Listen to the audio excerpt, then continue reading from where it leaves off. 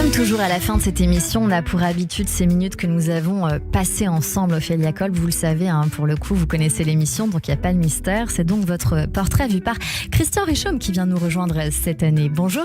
Bonjour à tous. Comment Bonjour allez-vous ? Ophélia. Je suis ravi de vous avoir entendu.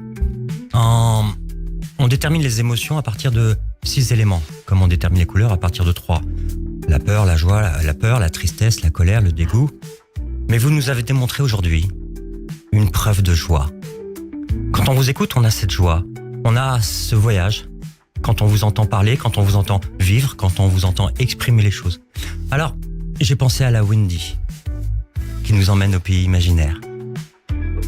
Pas mal. Et puis vous avez la Wendy avec ses 3 enfants, comme dans votre film. Vous emmenez tout le monde avec vous, à la Tour Eiffel, privatisée. Et puis la Wendy, elle est dans ce monde où tout est possible, où on peut tout incarner, où il n'y a pas d'entrave, il n'y a que de la liberté, il y a de l'évasion. Une Wendy, elle est amoureuse. Elle est amoureuse, elle est connectée aux émotions, son ressenti, son intensité. Sa quête aussi, envers les autres. Et c'est une Wendy qui est empathique, qui est là pour ressentir les émotions et pour les vivre et pour les transmettre. Et puis c'est une Wendy aussi qui aime rire, qui aime s'amuser, qui a gardé cette âme d'enfant où on va pas dramatiser. Justement, l'humour est une façon de dédramatiser ou d'avoir du recul ou d'avoir une conscience différente, d'appréhender les événements sans se fâcher. Alors cette Wendy, aujourd'hui, elle joue dans Panda. Elle est la coéquipière de Julien Doré. Et Panda, c'est quoi ? Panda, c'est la dualité, le rouge et le noir. C'est un nounours, c'est affectueux, c'est rassurant, c'est la passivité, c'est aussi la lenteur et la douceur. Oui. C'est très bien trouvé, ça. Alors, j'avais envie d'imaginer, si Julien Doré est le panda, vous êtes qui ? Moi, je suis non, j'aimerais bien, mais je le suis pas. Mais comment il s'appelle le petit dans Kung Fu Panda avec les grandes oreilles, le fenêtre. Est-ce que quelqu'un sait ? Parce que moi, pour le coup, j'ai jamais vu Kung Fu Panda. On va regarder, on va guetter ça très près. Alors moi, je suivais le chant des sirènes et je vous imaginais en dauphin. Oh. Un dauphin, oui. Oui, Pas. Ouais. un dauphin. Parce qu'un dauphin, c'est social. Ça aime les autres. Un dauphin, ça a une intelligence émotionnelle. Ça aime le jeu. Ça navigue dans divers eaux. Et tout le temps, un dauphin, ça rigole. Oui, c'est vrai. Tout le temps, un dauphin, ça a un sourire. Alors sans regret, on a eu cette discussion, regret ou alors remords.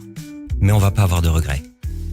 Et moi, ce que j'ai envie de dire pour finir cette chronique, c'est que vous êtes comme une Wendy qui avait décidé de nager avec les dauphins. Une âme d'enfant qui célèbre la créativité avec élégance et espièglerie. D'un sourire toujours pareil pour jouer. Il y a eu également 3 mots. Rigole, loyal et bordélique. Est-ce qu'on les a retrouvés, ces mots-là, Christian Alors, Richomme ? rigole, je suis d'accord. Ah oui, on a vu votre Loyal, sourire. c'est évident. Bordélique, je dirais non. Non, parce qu'il y a une Vous belle n'êtes pas structure. rentré dans l'appartement Non. de Ophélia Kolb, c'est ça. visiblement Oui, à côté du Bataclan. Bordélique, alors, bordélique est structuré. Mais je rajouterais un autre mot que bordélique. Généreuse. Ah, ouf, heureusement. Merci beaucoup Christian Richomme, qui est notre psychanalyste, Merci. auteur et thérapeute à Paris 16e. On vous retrouve sur richomme-psy.fr tous les jeudis sur Radio J. C'est l'occasion de vous demander, Christian, parce que vous avez publié 4 ouvrages, 4 ou 5 d'ailleurs, je ne vais pas me tromper. Si vous voulez nous donner les grands titres pour ceux que ça pourrait intéresser de venir chercher, parce que je crois que vous êtes extrêmement intéressant pour vous avoir entendu sur le sujet, notamment sur les relations amoureuses. J'ai été touché d'ailleurs dans votre parcours puisque vous avez vécu un amour à sens unique. Ah oui, ouais. Très jeune, à 15 ans, qui vous a fait mettre dans un placard, presque. Oui, complètement. Et puis vous l'avez tellement bien démontré et interprété lors de votre pièce de théâtre sur Stephen Zweig. Mes livres, ils parlent des peurs dans les relations amoureuses. Sur le fait que on veut aimer, c'est un sentiment magnifique, mais des fois on est guidé par nos peurs. Ouais, c'est vrai. On va Est-ce que peut-être vous faire avez une des peurs émission en amour spéciale. J'ai eu des peurs en amour beaucoup. Je crois que ça va mieux. Ça a l'air d'être bien réglé en tout cas. Merci beaucoup Christian Richomme qu'on retrouve jeudi prochain sur l'antenne de Radio J.